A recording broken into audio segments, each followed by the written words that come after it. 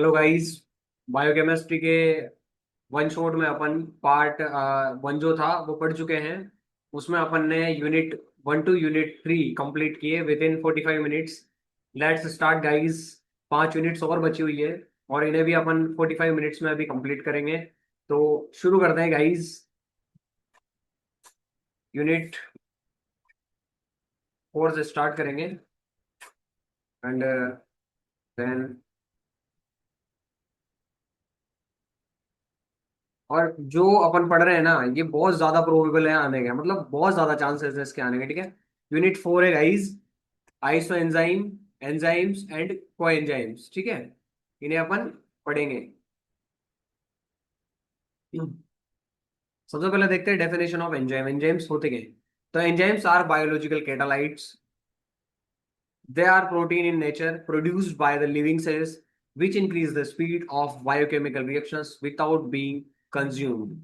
They are thermolabile and work at specific pH and temperature. Guys जो enzymes होते हैं, ये एंजाइम्स बायोलॉजिकल केटालाइस्ट्स होते हैं। मतलब एक तरीके से इंसान के शरीर में जो लिविंग सेल्स हैं वो कुछ ऐसे केमिकल या बायोलॉजिकल चीजें बनाती है जो किसी रिएक्शन की स्पीड को बढ़ा या घटा सकते हैं। कुल मिलाकर कोई रिएक्शन जो होती है, हमारे अंदर जो रिएक्शंस चल रही है उन रिएक्शंस में हेल्प करने के लिए बायोलॉजिकल कंपोनेंट्स जो कि हमारी लिविंग सेल्स ने बनाए हैं उन्हें हम कहते हैं एंजाइम्स। तो enzymes are biological catalyst. They are protein in nature. और जो एंजाइम्स होते हैं ये प्रोटीन नेचर के होते हैं, है ना। Produce by the living cells. और कौन प्रोड्यूस करता है? हमारी लिविंग सेल्स इन्हें प्रोड्यूस करती है। Which increase the speed of biochemical reaction without being consumed. जो खुद बिना यूज हुए जो बायोकेमिकल रिएक्शंस होती है उन्हें बढ़ा या घटा सकते हैं, उनकी स्पीड को चेंज कर सकते हैं। और ये थर्मोलेबाइल होते हैं, मतलब टेम्परेचर और पीएच जो है उसका बहुत असर होता है। जैसे कोई एंजाइम है, इसको फिक्स पीएच है कि 6.4 पीएच पे ये काम करता है। तो सर अगर पीएच 5 हो जाएगी तो ये एंजाइम काम नहीं करेगा, और पीएच 8 हो जाएगी तब भी एंजाइम काम नहीं करेगा। वैसे ही टेम्परेचर जो है ये फिक्स टेम्परेचर पर काम करने वाले एंजाइम्स हैं। तो वो फिक्स टेम्परेचर रहेगा तब ये काम करेंगे, उससे ज्यादा या कम होगा तब भी ये काम नहीं करेंगे। प्रॉपर्टीज क्या क्या होती है एंजाइम्स की? Okay guys. तो प्रॉपर्टीज की अगर अपन बात करें तो प्रॉपर्टीज में देखते हैं protein in nature except ribozyme which is RNA. ठीक है। मतलब जो एंजाइम्स होते हैं ये प्रोटीन इन नेचर होते हैं, सिर्फ राइबोजाइम जो होता है ये प्रोटीन नेचर का नहीं होता। उसके बाद केटालाइटिक इन नेचर। ये केटालाइटिक नेचर के होते हैं। साथ ही बस 1 मिनट।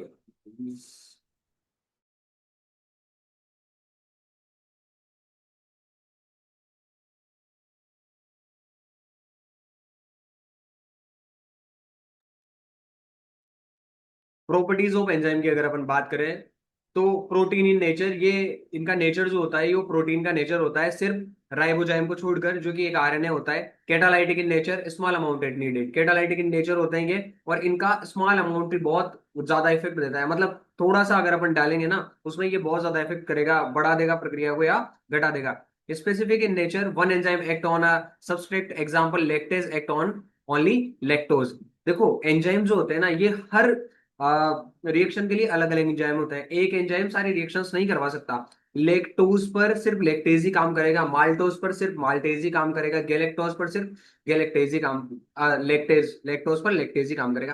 तो सर ये एक स्पेसिफिक होता है, मतलब एंजाइम सब पर काम नहीं करता। एक पर्टिकुलर एंजाइम उसकी पर्टिकुलर चीजें होती है, स्पेसिफिक चीजें होती हैं, उन्हीं पर ये काम करता है। तो स्पेसिफिक इन नेचर होते हैं ये। अफेक्टेड बाय टेम्परेचर, जैसा मैंने कहा कि ये एक फिक्स बहुत नैरो रेंज के टेम्परेचर पे ये अपना आपको, ऑप्टिमम टेम्परेचर अपनी बॉडी का 37 डिग्री सेंटीग्रेड होता है तो ये इसी पर काम करते हैं। अगर टेम्परेचर ज्यादा होता है तो ज्यादा चांसेस है इनके डिस्ट्रॉय हो जाने के। Then affected by pH, each enzyme has optimal pH. अपनी बॉडी की पीएच होती है 7.35 टू 7.45। ये जो पीएच है ना ये ऑप्टिमम होती है अपने एंजाइम्स के लिए। अगर पीएच अपन ज्यादा कम करते हैं तो फिर एंजाइम्स जो होते हैं इन्हें दिक्कत आती है एक्ट करने में। Now coenzymes. Coenzymes is non-protein organic no molecular weight substances required for enzyme activity. को का मतलब होता है सहायता करने वाला। कोएंजाइम मतलब ऐसा एंजाइम जो एंजाइम की सहायता करता है। Coenzyme is just like enzyme but not exact like enzyme. समझ रहे हो? तो कोएंजाइम्स जो होते हैं ना, ये एंजाइम की तरह तो हैं, लेकिन ये वो एंजाइम या ऐसे है कि helping substances of enzyme, enzyme की मदद करने वाले जो एंजाइम्स हैं उनकी एक्टिविटी को बढ़ाने वाले या घटाने वाले जो होते हैं वो होते हैं कोएंजाइम। एंजाइम प्रोटीन नेचर के थे, लेकिन coenzyme is a non protein organic low molecular weight substance required for enzyme activity. देखो, एपो एंजाइम और कोएंजाइम मिलकर बनाते हैं whole enzyme. Enzyme without coenzyme is called apo enzyme. तो देखो, एंजाइम था, ठीक है, एपो एंजाइम था, फिर कोएंजाइम बना, इन दोनों को मिलाकर अपन कहेंगे होलो एंजाइम। और ऐसा एंजाइम जिसके साथ कोएंजाइम नहीं जुड़ा हुआ उसको अपन कहते हैं एपो एंजाइम, जो कि इनएक्टिव फॉर्म में होता है। तो अपन कहते हैं ना कि ये एंजाइम इनएक्टिव फॉर्म में है, फिर ये एक्टिव फॉर्म में चला गया। तो सर, जब भी कोई एंजाइम एक्टिव फॉर्म में जाता है तो वो एंजाइम तो था, लेकिन जब कोएंजाइम आएगा तब जाके वो एक्टिव फॉर्म में आएगा। वो नॉर्मल पड़ा हुआ था एपो एंजाइम की फॉर्म में, जैसे ही कोएंजाइम मिलेगा वो होलो एंजाइम बनेगा और वो एक्टिव फॉर्म होगी। तो apo enzyme plus coenzyme equal to holo enzyme, जो कि एक एक्टिव फॉर्म है एंजाइम की। Most coenzyme are derived from the vitamins. तो कोएंजाइम्स किसके होते हैं? वाइटामिन्स के होते हैं। और एंजाइम किसके थे? प्रोटीन के थे। एंजाइम जो है, अगर एंजाइम के साथ कोएंजाइम नहीं जुड़ेगा तो उसे एपो एंजाइम कहेंगे, और एपो एंजाइम और कोएंजाइम मिलाकर होलो एंजाइम बनाते हैं जो कि एक्टिव होता है। उसके बाद बात करें आइसो एंजाइम। आइसो एंजाइम जो होते हैं इसे आइसोजाइम भी कहा जाता है। Iso enzymes are multiple form of same enzymes which catalyze same reaction but differ in physical chemical and immunological properties। मतलब एक ही जो एंजाइम है, एक एंजाइम की डिफरेंट डिफरेंट फॉर्म्स, एक ही आदमी के 17 रूप, एक एक ही एंजाइम है उसके अलग अलग रूप की अगर अपन बात करें, जैसे सलाइवरी अमाइलेज, फिर सलाइवरी अमाइलेज हो गया, उसके बाद गैस्ट्रिक हो गया अमाइलेज, पेनक्रिएटिक अमाइलेज हो गया। तो ये अलग अलग तरीके से है तो अमाइलेज, लेकिन अलग अलग पीएच में अलग अलग तरीके से ये काम करेगा। तो iso enzymes are the multiple form of same enzyme. Same enzyme की मल्टीपल फॉर्म जो होती है आइसो एंजाइम होती है, विच कैटालाइज सेम रिएक्शन, जो कि सेम रिएक्शन करती है बट डिफर, थोड़ा डिफरेंट होता है उसका फिजिकल केमिकल और इम्यूनोलॉजिकल प्रॉपर्टीज। बात करें, देखो आइसो एंजाइम का मतलब है कि सेम एंजाइम है लेकिन अलग अलग जगह पर अलग अलग काम करेगा। कैसे? देखो, आइसो एंजाइम LDH1 होता है, ये हर्ट में पाया जाता है, और जब भी मायोकार्डियल इंफार्क्शन होता है तो ये बढ़ जाता है LDH1। उसी तरीके से LDH आइसो एंजाइम होता है, लेकिन उसका नाम है LDH2। ठीक है, जो RC में पाया जाता है। उसके बाद LDH5 जो कि लीवर में पाया जाएगा, और जब भी लीवर डिजीज होगी तो LDH5 क्या होगा गाइस? इंक्रीज हो जाएगा।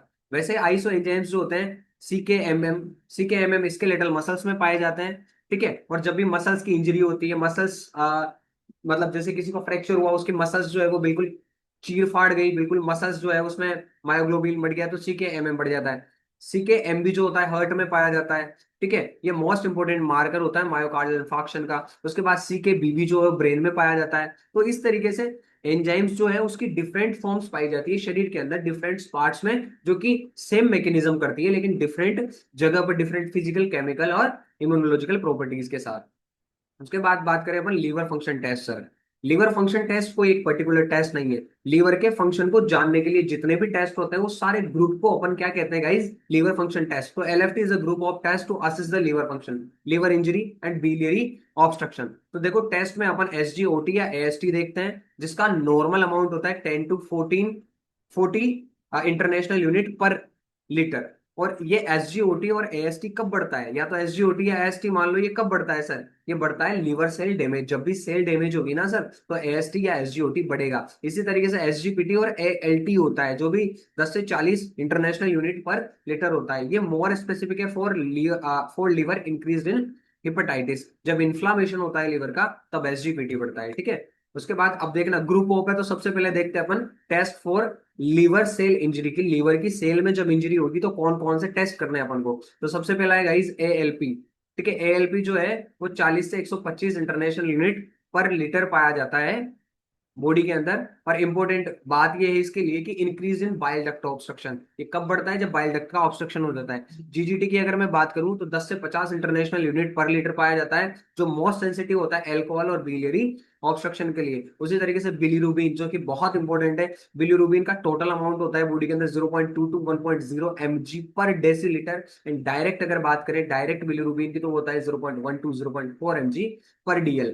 ये इंक्रीज होता है बेटा जोंडिस के टाइम। किस टाइम? जब जोंडिस किसी को होगा तो बिलीरुबिन बढ़ेगा। ठीक है, इस तरीके से ये है लिवर सेल इंजरी के लिए। उसके बाद test for the biliary obstruction, ठीक है, कोलेस्टेसिस के लिए। तो इसमें होता है ALP, जिसका होता है 40 से 125 इंटरनेशनल यूनिट पर litre. Increase in bile duct obstruction, उसके बाद जीजीटी की बात करें, ये वही वही स्लाइड है गाइज, ये वही स्लाइड है, ठीक है। मिस्टेकली ये वही स्लाइड आ गई, तो आप वो याद रख लें और उसके साथ इसे भी जोड़ लें, ठीक है। उसके बाद अपन बात करते हैं test for the liver function, या है ना, लीवर फंक्शन टेस्ट, ठीक है। तो एल्बुमिन जो होता है इसकी नॉर्मल रेंज होती है 3.5 to 5 gram per decilitre. Decrease in chronic liver failure because liver can not synthesise. देखो एल्बुमिन क्या था, लीवर बना रहा था। अगर लीवर फेलियर होगा तो सर एल्बुमिन बनेगा ही नहीं, और अगर एल्बुमिन नहीं बनेगा तो एल्बुमिन का अमाउंट कम हो जाएगा। एल्बुमिन का कम अमाउंट हमें क्या बता रहा है कि सर बंदे को क्या है, लीवर फेलियर हो सकता है। उसके बाद prothrombin time, prothrombin in liver failure because clotting factor are not synthesise. हम जानते हैं कि clotting factor number 2, clotting factor number 7, clotting factor number 9, clotting factor number 10, ये जो है ये क्लोटिंग फैक्टर बनाता है लीवर। अगर लीवर डैमेज हो जाएगा सर, तो ये क्लोटिंग फैक्टर्स नहीं बनेंगे, तो प्रोथ्रोम्बिन टाइम क्या होगा सर, प्रोलॉन्ग्ड हो जाएगा। Why prolonged? Because of sir, अगर क्लोटिंग फैक्टर क्या करते हैं, ब्लड को रोकने का काम करते हैं। तो अगर प्रोथ्रोम्बिन होगा ही नहीं तो खून ज्यादा बहेगा, तो प्रोथ्रोम्बिन टाइम क्या हो जाएगा, ज्यादा हो जाएगा।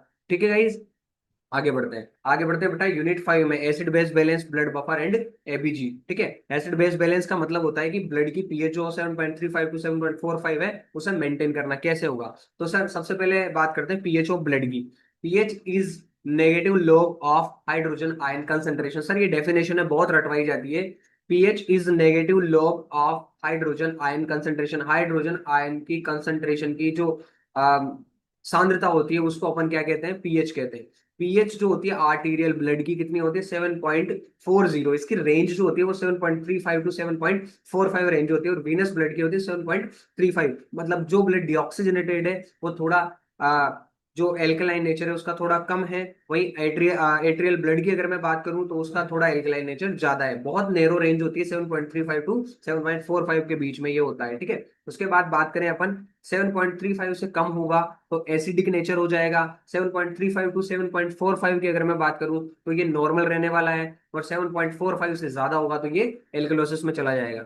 वहीं पीएच की अगर मैं बात करूं तो 6.8 और 7.8 से अगर 6.8 से कम और 7.8 से ज्यादा चला गया तो is not comfortable with the life, body maintain pH with in narrow range. मैंने कहा ना सर, 7.35 टू 7.45 में रहेंगे तो अपन अच्छे रहेंगे। इससे थोड़ा सा भी वेरिएबल अगर हुआ, थोड़ा सा भी हिला अगर पीएच, तो सर लाइफ थ्रेटनिंग कंडीशंस आ जाती है, इंसान की जान जा सकती है इस कंडीशन में। ठीक है गाइज, आगे बढ़ते हैं।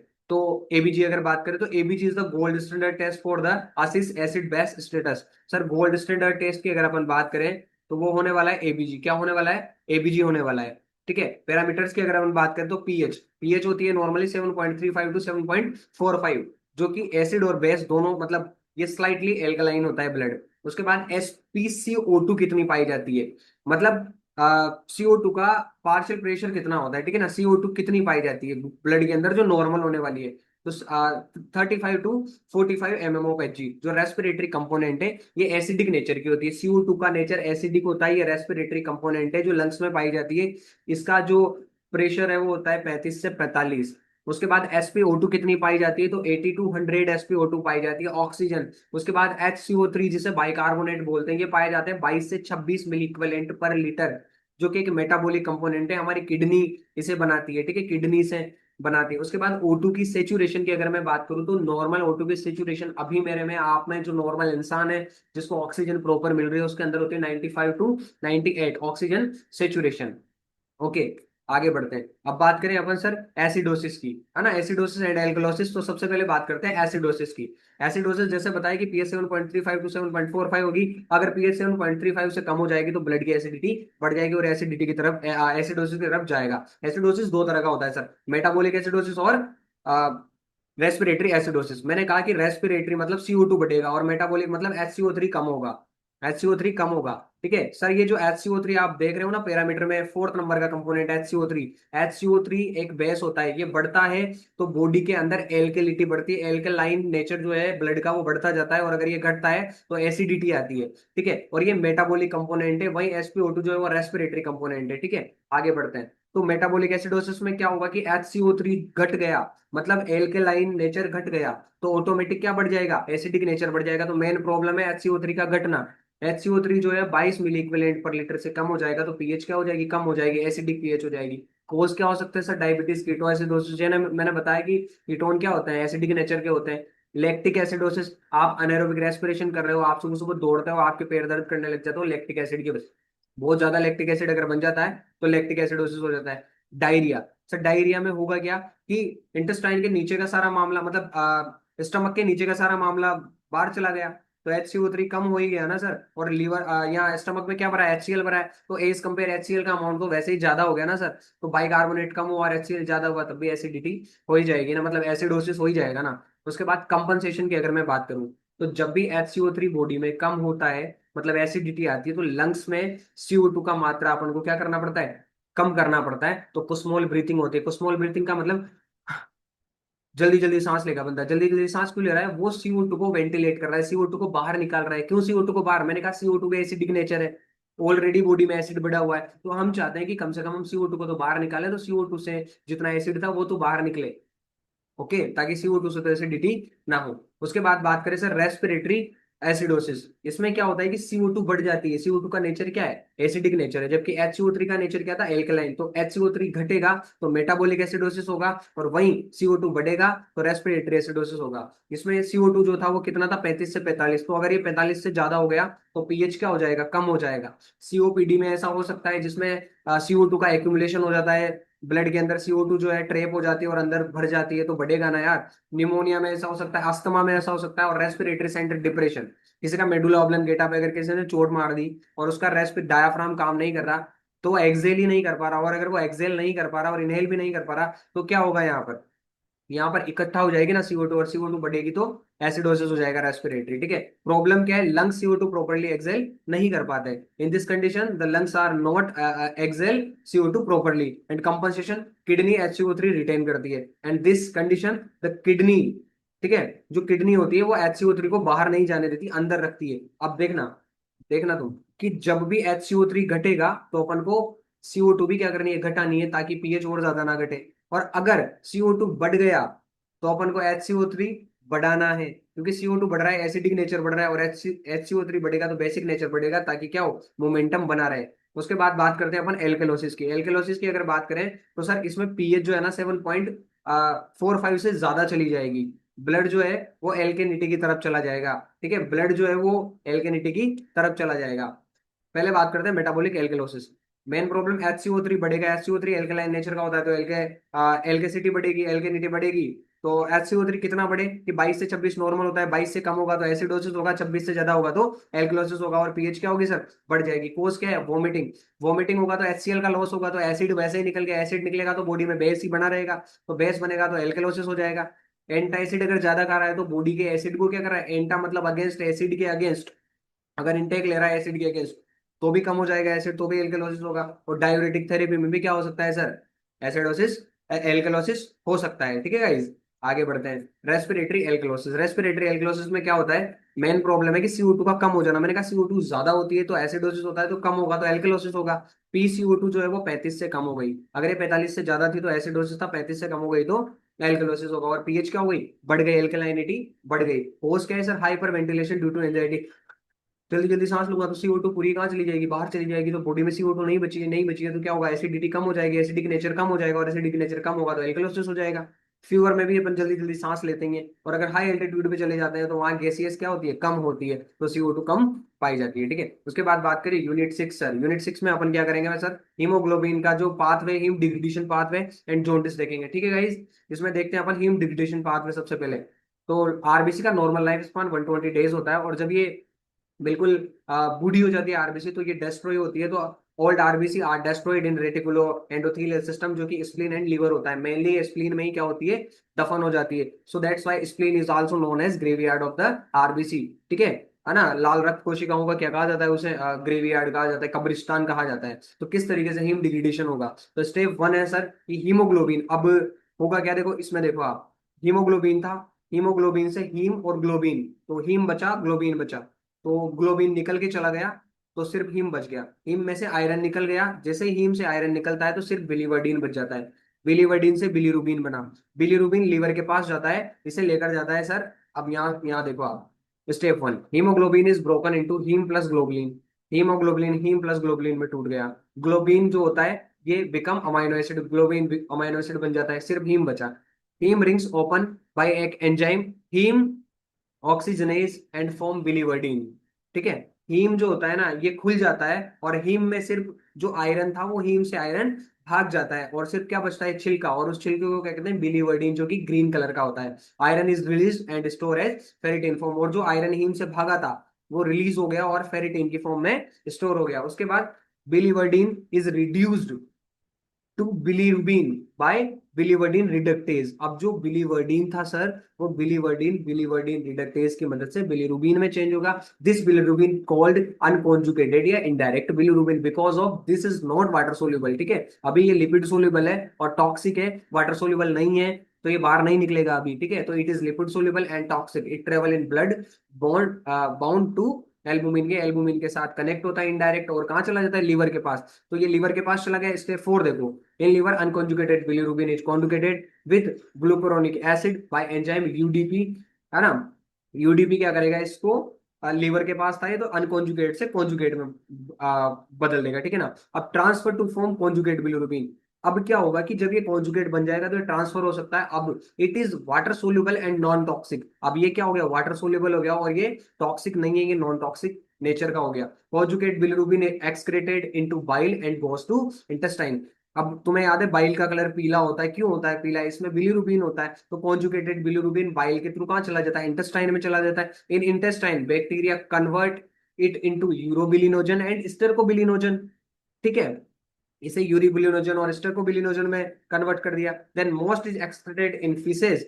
जो फीसेज होते हैं उनमें सबसे ज्यादा मोस्ट ऑफ द एक्सक्रीट हो जाता है एज अ स्टेरकोबिलिन। इसीलिए जो पोटी का कलर होता है, जो फीसेज का कलर होता है, वो कैसा होता है, येलो कलर होता है, बिकॉज ऑफ द हीमोग्लोबिन टूटा, हीम प्लस ग्लोबिन बना, तो वो सारी प्रोसेस जब हुई तो लास्ट में येलो कलर बना सर। ठीक है, तो stercobilin given brown colour to stool. उसके बाद small part is reabsorbed and excreted in urine as urobilin which gives yellow colour to urine. ठीक है, ये पाथवे वही बताता है। उसके बाद बात करें जॉन्डिस। जॉन्डिस को इक्टेरस भी कहा जाता है। क्या कहा जाता है, icterus. Yellowish discoloration of the skin, skin and mucous membrane due to increased bilirubin more than 2 mg per DL. 2 mg per DL से अगर ज्यादा बिलिरुबिन हो जाता है सर, तो डिस्कलरेशन हो जाता है स्किन का, पीला, शादी से पहले पीले हाथ हो जाते हैं, तो उसे पीलिया या जॉन्डिस कहा जाता है। नॉर्मल बिलिरुबिन का लेवल जो होता है वो 0.2 टू 1.0 mg पर डीएल होता है। इफ ये 2 mg पर डीएल से ज्यादा हो जाता है तो जॉन्डिस हो जाता है। जॉन्डिस 3 तरीके का होता है सर, प्री हिपेटिक या हिमोलाइटिक जॉन्डिस। हिपेटिक मतलब लीवर से पहुंचने से पहले ही अनकॉन्जुगेटेड बिलिरुबिन का अमाउंट बढ़ जाना।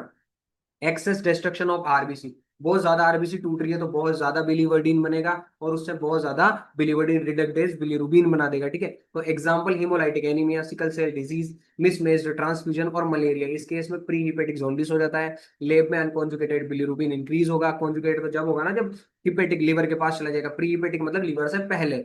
ठीक है, तो unconjugated bilirubin is increase. No bilirubin in urine because unconjugated is not water soluble, water soluble नहीं होगा, तो फिर भाई साहब कहाँ, यूरिन में भी बिलिरुबिन नहीं निकलेगा। उसके बाद बात करें अपन हिपेटिक। ठीक है, इंट्रा हिपेटिक। तो इंट्रा हिपेटिक जॉन्डिस में क्या होता है sir, liver cell damage. Liver cell damage होगी, liver can not conjugate bilirubin, इसमें लीवर कॉन्जुगेट नहीं कर सकता बिलिरुबिन को। हिपेटाइटिस हो गया बंदे को, एग्जांपल है hepatitis, alcohol liver disease and cirrhosis. इस केस में ऐसा हो सकता है। लेब की अगर बात करें, बोथ कॉन्जुगेट एंड अनकॉन्जुगेट इंक्रीज। इसमें कॉन्जुगेट भी इंक्रीज होगा, अनकॉन्जुगेट भी इंक्रीज होगा। SGOT, SGPT highly increased, HPL, HLP slightly increase. ठीक है, तो लीवर फंक्शन टेस्ट तो पूरा बिगड़ चुका है यहाँ पर। ठीक है, और ये जब खुद लीवर में प्रॉब्लम्स है ना, तब जो होगा वो होगा हिपेटिक। उसके बाद बात करें पोस्ट हिपेटिक या ऑब्स्ट्रक्टिव जॉन्डिस। अब लीवर तक तो पहुंच गया था लेकिन आगे नहीं जा रहा, जो बाइल डक्ट है ना वो ऑब्स्ट्रक्टेड है, तो कोज क्या होगा, bile duct obstruction. Conjugated bilirubin can not to go intestine, it regrets into blood. ठीक है, ये वापस किस में आ गया बेटा, ब्लड में आ गया। ठीक है ना, रिगर्जिटेट्स इनटू ब्लड, ये वापस रिगर्जिटेट हो गया ब्लड के अंदर, तो ब्लड के अंदर वापस बढ़ जाएगा ये। एग्जांपल जैसे किसी को गॉल स्टोन है, कैंसर है हेड ऑफ पेनक्रियाज का, पेनक्रियाज बढ़ा है तो वो बिलियरी ट्रैक्ट जो है ना वो जा ही नहीं पा रही अंदर तक, एम्पुला ऑफ वेटर में जा ही नहीं पा रहा है ये। बिलियरी स्ट्रिक्चर्स, बिलियरी स्ट्रिक्चर्स मतलब बिलियरी ट्रैक्ट जो है ना उसमें कहीं ना कहीं बीच में कुछ मतलब ऐसे कैसे ऑब्स्ट्रक्शन की तरह आ गया। ठीक है, उसके बाद बात करें लेब। लेब में क्या देखिए, कॉन्जुगेटेड बिलिरुबिन हाईली इंक्रीज्ड, क्योंकि कॉन्जुगेशन तो हो ही गया था ना लीवर में, उसके बाद की दिक्कत आ रही है, तो ये क्या होगा, हाईली इंक्रीज होगा। ALP and GGT highly increased. Clay coloured stool आएगी, नॉट स्टर्कोबिलिन, स्टर्कोबिलिन है नहीं तो क्ले कलर्ड मिट्टी के कलर की स्टूल आने वाली हो। Dark urine, conjugated bilirubin in urine. Pruritus, itching होगी due to bile salt. Bile salt से क्या होती है, ईचिंग होती है, तो बॉडी में क्या होगी, इस बंदे को ईचिंग होने वाली है। उसके बाद यूनिट 7 की अगर बात करें तो RFT LFT अपन पढ़ चुके हैं already. RFT renal function test या kidney function test. Sir RFT की अगर मैं बात करूं तो RFT is a group of test to assist kidney function. वही बात है जैसे लीवर फंक्शन टेस्ट था कि बहुत सारे टेस्ट होंगे जो लीवर के फंक्शन को डिनोट करेंगे, उसी तरीके से बहुत सारे फंक्शन होंगे जो किडनी के फंक्शन को डिनोट करेंगे, उसे रीनल फंक्शन टेस्ट कहेंगे अपन। सबसे पहले टेस्ट ऑफ ग्लूमेरुलर फंक्शन, ठीक है। तो जो ग्लूमेरुलर है उसके फंक्शंस को चेक करने के लिए जो टेस्ट होता है, ठीक है, उसमें सबसे पहले सीरम क्रिएटिनिन मतलब जो ग्लोमेरुलस होता है ना, तो ग्लोमेरुलर फंक्शन देखेंगे अपन, ठीक है। सीरम क्रिएटिनिन देखेंगे। मोस्ट रिलायबल टेस्ट है ये। नॉर्मल होता है 0.6 to 1.2 mg per DL in male, 0.5 to 1.0 mg DL in female, ठीक है। तो 0.6 से मतलब 6 से 12 है ना, 0.6 से 1.2 तक ये होता है, और 0.5 टू 1.0 महिलाओं में होता है। Creatinine comes from the muscle metabolism increase in renal failure, it is not affected by bile. मतलब ये वैसे तो किडनी से निकल जाता है लेकिन नहीं निकल रहा और बॉडी के अंदर बढ़ रहा है, मतलब किडनी काम नहीं कर रही।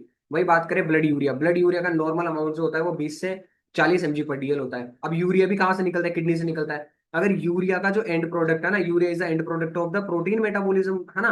प्रोटीन मेटाबॉलिज्म का एंड प्रोडक्ट है, made in liver and excreted by the kidney, increased in renal failure but also in dehydration, high protein diet and GI bleeding, less specific than creatinine. Creatinine बहुत ज्यादा specific है, उससे कम specific है urea. Urea भी kidney से जाता है, अगर ये बाहर नहीं जा रहा मतलब क्या है, किडनी फेल है। Uric acid, sir uric acid भी कहाँ से बाहर जाएगा, किडनी से बाहर जाता है, अगर बाहर नहीं जा रहा तो किडनी फेल है।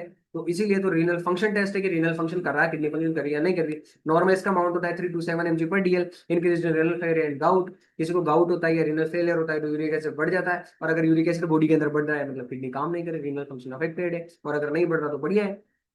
उसके बाद ग्लोमेरुलर फिल्ट्रेशन रेट नॉर्मल होती है बेटा ये 60 से 120 ml पर मिनट। वैसे तो इसको आइडियली 125 ml पर मिनट बोल दिया जाता है, बट नॉर्मली 90 से 125 के बीच में चलता रहता है। बेस्ट इंडिकेटर ये कैलकुलेटेड फ्रॉम क्रिएटिनिन, ठीक है।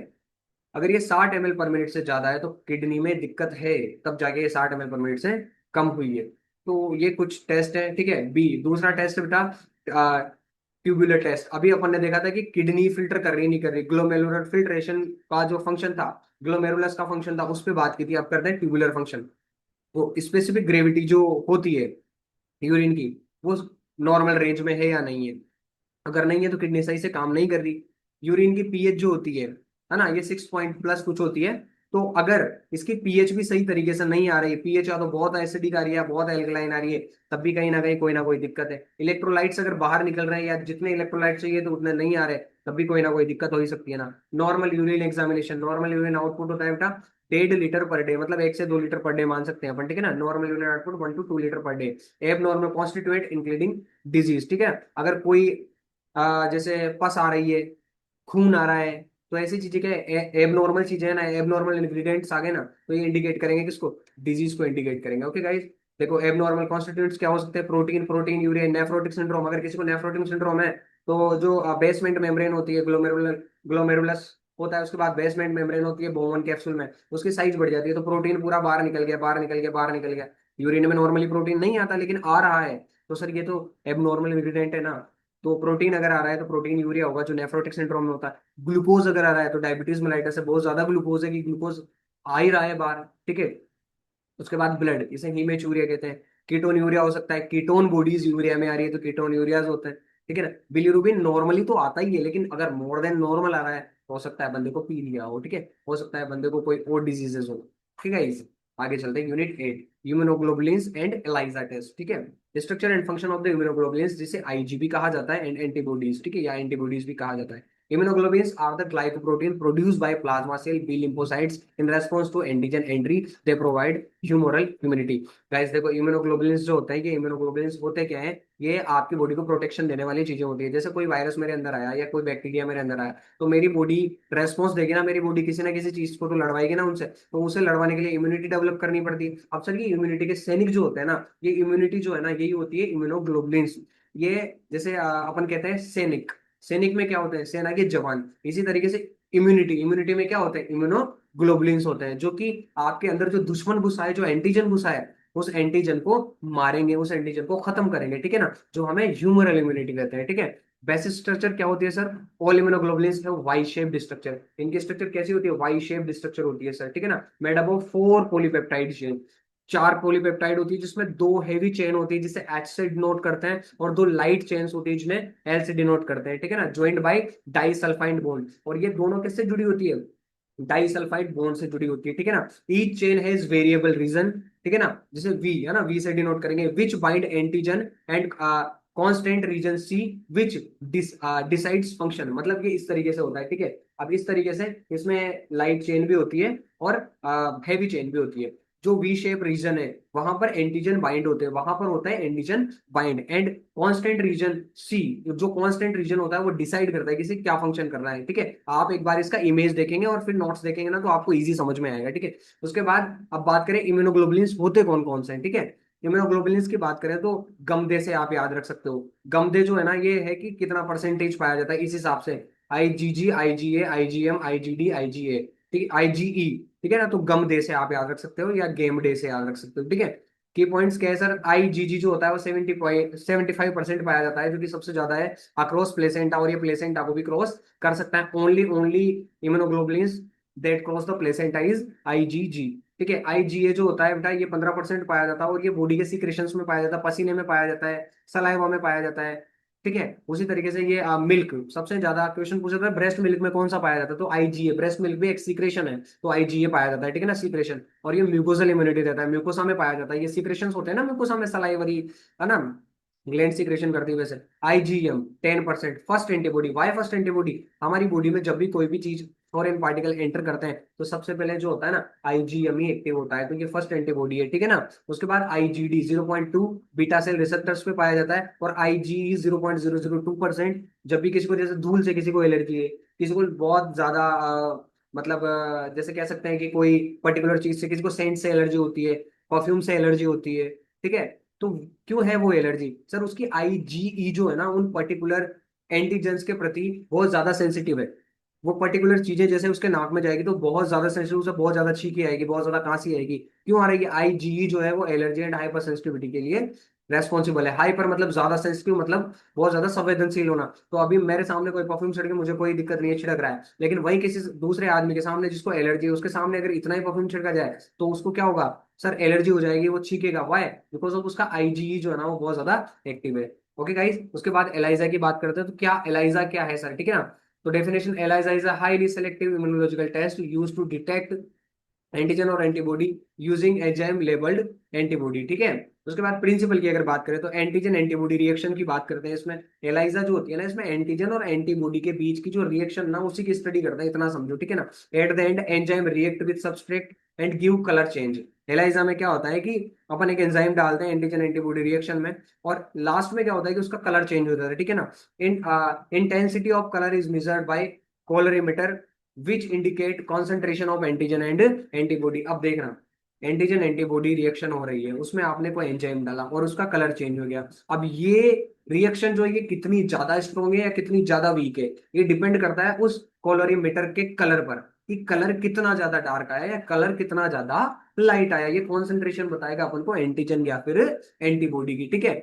ठीक है। उसके बाद टाइप्स ऑफ एलाइजा की अगर मैं बात करूं तो डायरेक्ट एलाइजा होता है, इनडायरेक्ट एलाइजा होता है, सेंट विच एलाइजा होता है, जो कि बहुत ज्यादा कॉमन है, most common used for antigen detection and competitive ELISA. Okay guys, तो you can do it, be proud of how far you have come, have faith in how far you can do. Being a nurse is not just a career, it is a promise to serve, care and heal. तो guys आप बहुत बढ़िया करने वाले हो, बहुत अच्छा फाड़ने वाले हो, बस stay consistent and be positive, अपने आप को पॉजिटिव रखो। और जो आपने आज पढ़ा है सर, इसमें से बहुत बहुत सारा आपके पेपर में आने वाला है। देखो 100% तो मैं गारंटी लूंगा नहीं, लेकिन बहुत मैक्सिमम इससे आने वाला है। और अगर आपको ऐसी हर नर्सिंग की अपडेट्स चाहिए तो आप सब्सक्राइब करें RMC मेडकोर को। और साथ ही इंस्टा, आपको अगर इसकी पूरी PDF चाहिए तो आप व्हाट्सएप पे जाए, RMC का चैनल बना हुआ है, तो RMC जैसे ही सर्च करेंगे तो आपको चैनल मिल जाएगा व्हाट्सएप पे। ये और आगामी सभी सब्जेक्ट की अपन जो है वो वन शॉट वीडियोस लाने वाले हैं, जितने भी सब्जेक्ट जो कि बच्चों को समझ में नहीं आते हैं। तो गाइज बने रहे RMC अकेडमी के साथ, इसी तरीके से आपको शॉर्ट एंड स्वीट रिवाइज करवाया जाएगा हर एग्जाम से पहले। Thank you guys and all the best, be positive, stay consistent and you can do it यार। Okay guys, thank you.